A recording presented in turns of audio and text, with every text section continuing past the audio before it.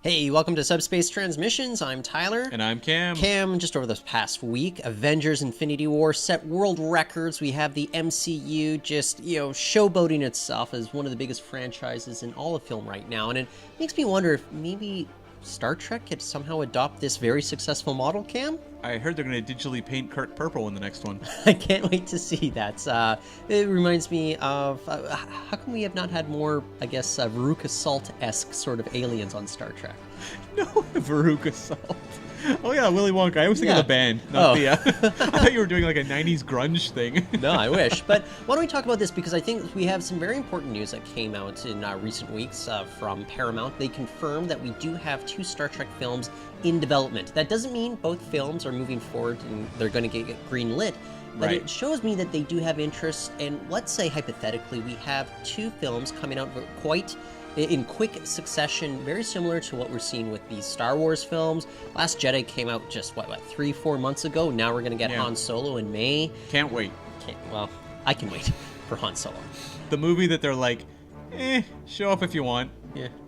But it's an interesting model in that they're showing that a lot of these franchises that have a lot of, notable pop culture sort of IP behind it can actually sustain this model where multiple movies are coming out in quick succession, and it looks as if Paramount is kind of figuring out if Star Trek could actually do this. Of course, we have the S.J. Clarkson one that she's just been attached as a director. That is from a Payne and McKay script that we actually heard about quite a number of years ago, right around when Beyond came out. That would be featuring one George Kirk, played by Chris Hemsworth, presumably.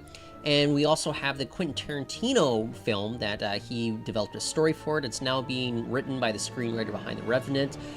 Question marks swirling about whether Tarantino would do this as a director, but this would be more of an R-rated feature that I think you and I both think that it'd be maybe $80 million range. It's not going to be super expensive. Kelvinverse. I don't think it's going to be a summer tentpole movie. Yeah. But I mean, for you personally, do you think that Star Trek could sustain a similar model? Not an identical model, but a similar one as to what we're getting with these other massive film franchises?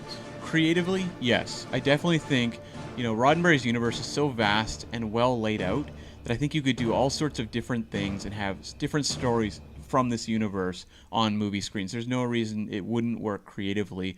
And don't tell me there aren't plenty of filmmakers out there who would be interested in doing that sort of thing, especially if they create a great environment for them like Marvel seems to have, especially lately.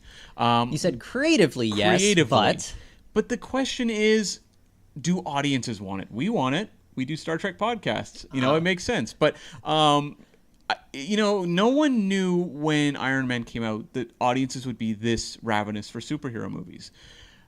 I don't know if the world is ready for Star Trek movies, being thrown out 2 a year or something like that yet. It's always a gamble, right? And you just don't know when science fiction's time could come. It probably will at some point, but I don't know if this is the era for it. I don't know. I think what the key is going to be is whether these films have some solid marketing behind it. I think it's going to be a very marketable adventure, presumably a time travel movie that you can build with Chris Pine versus Chris Hemsworth, in a certain sort of deal there. That could be good for marketing.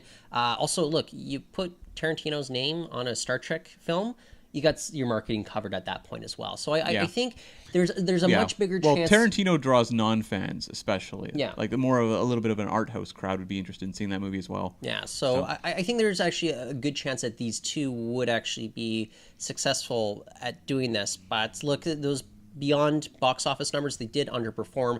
Let's think about this, let's spread it out a little bit and see other possibilities. I mean, could you imagine one day, and I'm not saying it's going to be the Clarkson or the Tarantino movie, but maybe expanding into a rebooted TNG universe eventually?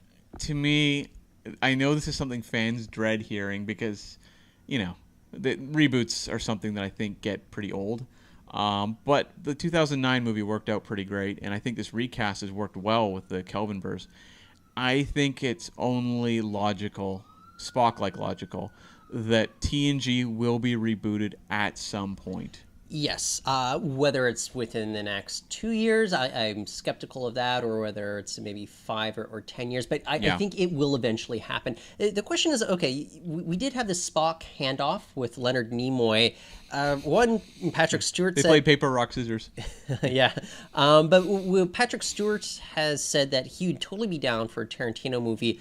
I don't necessarily think that this is going to be a TNG reboot, but Right. who do you think would actually be the most likely candidate to do some sort of, baton passing with regards to a TNG reboot? Which original cast member are you saying? Yeah. Well, the question is, I don't know that they necessarily would do that because it might feel too much of an echo of the 2009 movie. It might feel too much of following that template.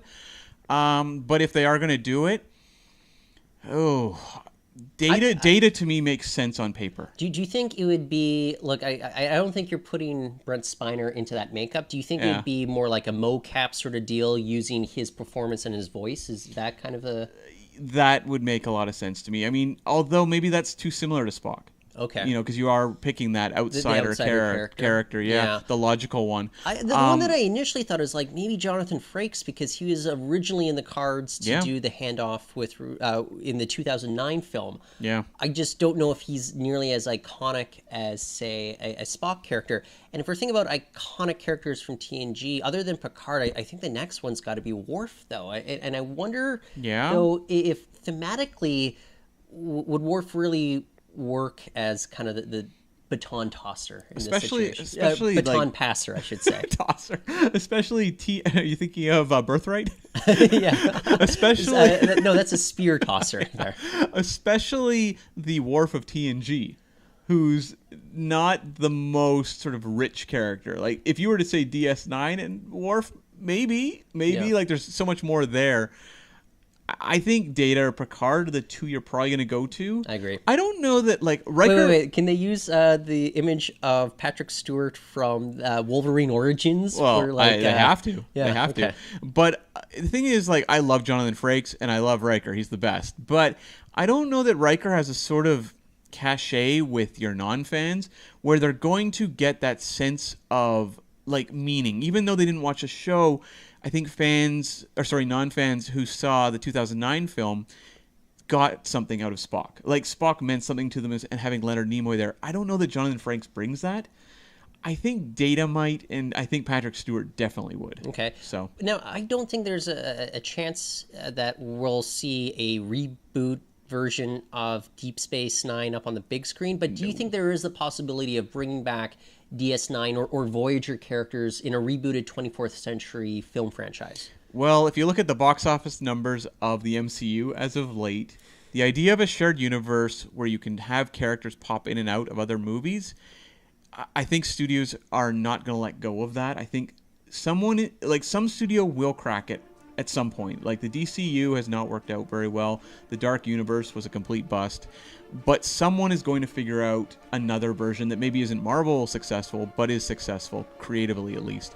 And this, to me, makes sense. If they can come up with a financial way to keep this thing going, I think it would make sense to have characters from DS9 pop in, or Voyager characters. Give me one character from Voyager and one character of Deep Space Nine you think makes the most sense for, kind of rebooting or featuring in this film franchise, Cam. Neelix and Kaiopaka. Two of my favorites, yeah. No, honestly, okay, I think it would be really fun to have Ben Sisko show up in some form, on his time before he joined the Deep Space Nine. And from Voyager, who would excite me? I think Janeway is a character. I mean, I know I'm just picking the captains, but I feel like Janeway is a character. There would be a lot of, like, a real desire to bring that character in a way. Yeah. I know there would be also a push for 7 of 9, but I don't know that really makes sense. But you know what? Look at the Kelvinverse chronology. They Sure. can mix and match all they want. I think, Sure. 7 of 9. Okay, I'll pitch this to you. If you do a TNG reboot, you're eventually going to have to do like a Borg sort of adventure. Yeah. Maybe you could have 7 of 9 disconnected from the collective a little bit early because they end up. She's on a cube that ends up in this part of the galaxy. Right. I think you could make an excuse to make 7 of 9 work. Definitely. Yeah, with regards to Deep Space Nine, I think about who are the real iconic ones, and you mentioned, of course, 7 of 9, and I think who is the most iconic character from Star Trek Deep Space Nine, Ben Sisko is is probably my favorite character from like the main cast, but I think Quark is actually the most iconic character. He's the one that is probably going to have that recognizability factor, and I think he's an easy, flexible character that you could put in just about kind of any sort of situation, and he's going to fit some sort of plot point, or people are going to nod their heads and go, oh, I know that Ferengi. Right. You know, I mean, Quark makes a huge amount of sense to cross over. I mean, they already use him a lot on the various Star Trek shows. Yeah, we just did a podcast all on crossovers, and we noted that Quark had crossed over into like a number of different episodes throughout the franchises. So, and Martok can be the Nick Fury of the series.